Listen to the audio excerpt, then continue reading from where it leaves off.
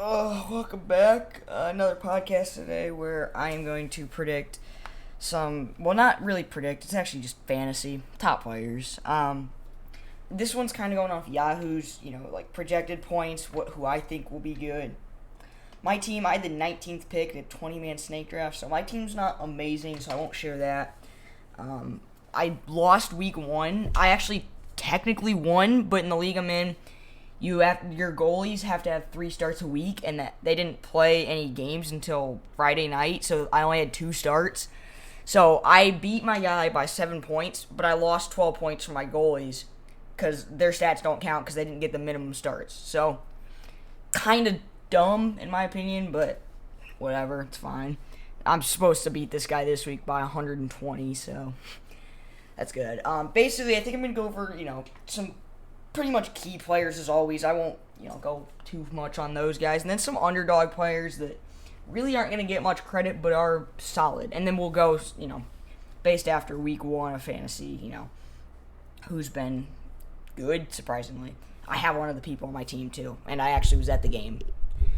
Starting off, your top 5, you can't really argue it. It's McDavid, McKinnon, Kucherov, Draisaitl, Matthews. Matthews obviously could be switched with, Panarin, Pastrnak, even Barkov or Kane, Ovi. There's multiple players, but that's basically your top 5. If you have one of those guys, you probably had a top 5 pick. And somebody in my draft picked Vasilevsky 4th.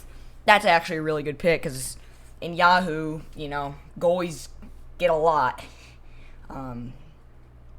So I think that those 5 players, along with Vasilevsky, though, if you have those guys, that's usually where you're going to get a majority of your points from. You're just kind of building around them with average guys. My team, I don't have a superstar. My first round pick was Aho. My second was Hedman. I didn't get a superstar. So that's just what I had available with such a late pick. But yeah, those 5 guys are some solid guys. One thing you don't want to do, I see a lot of people who look at last year's statistics. What was last year? It was a 56-game season.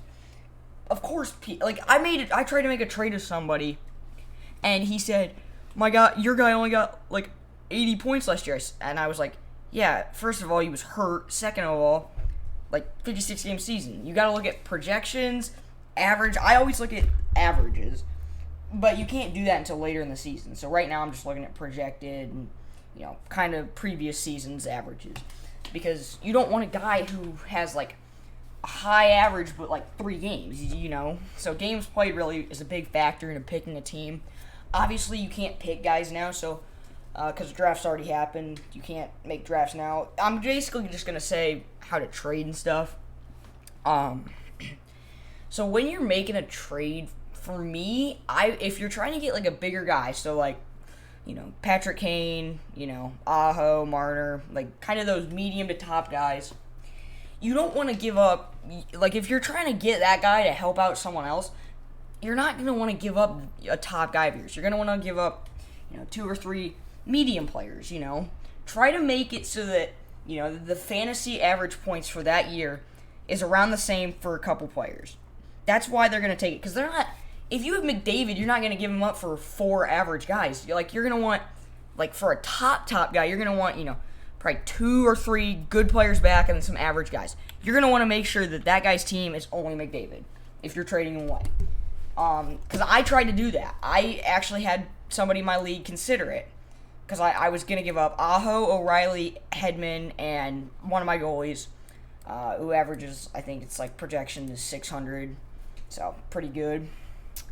And he didn't take it, but, I kind of used some trade bait. And that's another thing you got to do, is you got to use trade bait if you're going to want to, I don't know how to explain it. You got to use some guys that, are doing really well right now. So, Bertuzzi right now would be great trade bait. I have him on my team.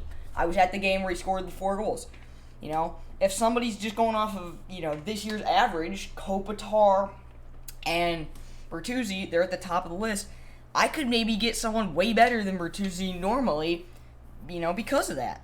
And that's one thing that's really nice for me. It's just, trade bait right now is going to be clutch. Later in the year, it's harder to use it. So a lot of the people too, they jump on trades, it's exciting to make trades, and I normally make a ton of trades. I haven't made one this year, and it sucks because it's a little less fun. But you just gotta stick with your team. Wait a few weeks. My team put up 203, and I thought my projection was only 158. So you'll be surprised by your team. So you just gotta wait it out. Next up, some underrated players this year. For me, hold on one second. I'm just going to go off this season's kind of average, which it's basically players have only played 2 games. Kopitar and Bertuzzi, as of right now, hot start. I actually don't think they're going to go down. Kopitar has always been a solid fantasy player. He's a good guy to have on your team. I wouldn't consider him, McDavid, McKinnon top guy. I'd consider him more like Aho and those guys. Obviously, Bertuzzi, he's been really good in his 2 games, putting up 23.5 on Yahoo average for my league. I got him really late. I'll see if I can find out when I drafted him. Give me a second. I don't think I can do that quickly. Basically, his rank for prior to the draft was 2-something, late 200s.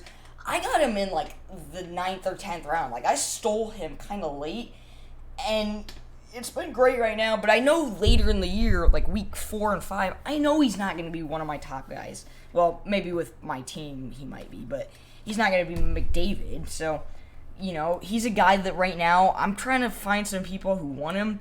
Currently, I made the mistake of drafting no extra defensemen because, defensemen don't average a whole lot in leagues, and so I had to find a way to go around that, and now I have no extra D, and so I need to none of the free agent defensemen are good. I need to try to make some trades. I'm trying to get, Darnell Nurse. Currently the best defenseman in the league is Justin Falk, according to the average, which let's be real, that won't be like that for long. I have Hedman on my team. He's up there. Darnell Nurse, I'm trying to, get, maybe Zach Werenski. I proposed a trade for him, Mackenzie Weegar.